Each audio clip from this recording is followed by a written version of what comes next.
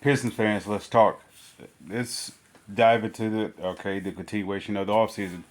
The Pistons signed a head coach since last time we did a recording, as well as I believe they brought in Tim Hardaway at the time, since then rather, uh, and it's also today to include that they brought in Tobias Harris. Now we will dive into those components that they added.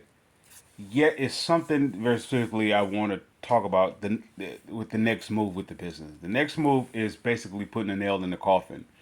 All right, last year I said they was going to win 41 games, and rightfully they would have if everything was in line.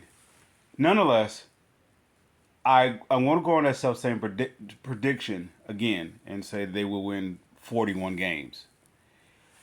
Why? Because the next move that they're going to make is going to put them over the top.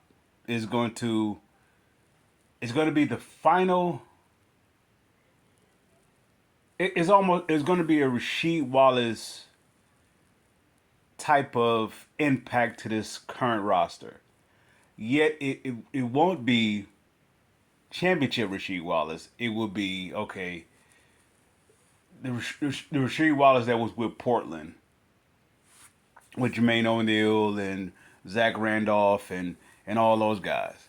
It's going to be during that time. So I see a move that after all the smoke is cleared, all the signings and probably the star-studded teams or the franchises, to go ahead do their trades or whatnot. When this all smoke is cleared, with I believe the Pistons have 24 remaining, they will make initial trade.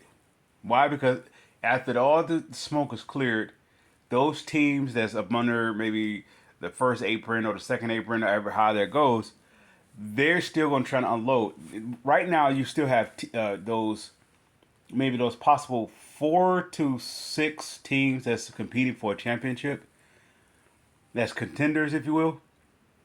They still need to clear space to go get that extra guy. Let's say, for example, Philly just signed. Oh, well, not just signed. They're in the making, or if it hasn't been done yet, to sign Paul George. Teams like those are still gonna have to unload some pieces.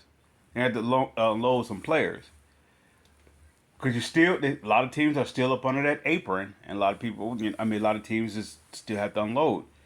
So of course, it would be my idea is to go get a stretch five,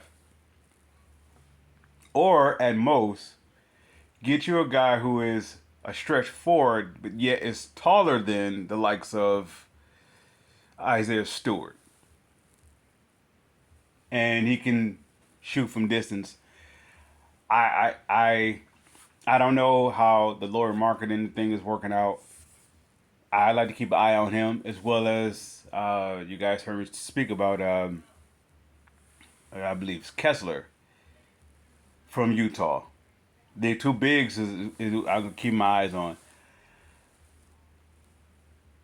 So Detroit is one move away, and even with this move, with the 24 million I believe they have remaining, they still have the young pieces as well as possible draft picks to add to it.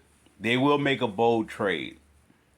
When they said they have ideas, or they said they have plans for the cap space to making trades, they're going to make one final trade. They made one earlier with Tim Hardaway, and they're going to make one final trade, and his team will be a playoff roster. Pistons fans, I salute.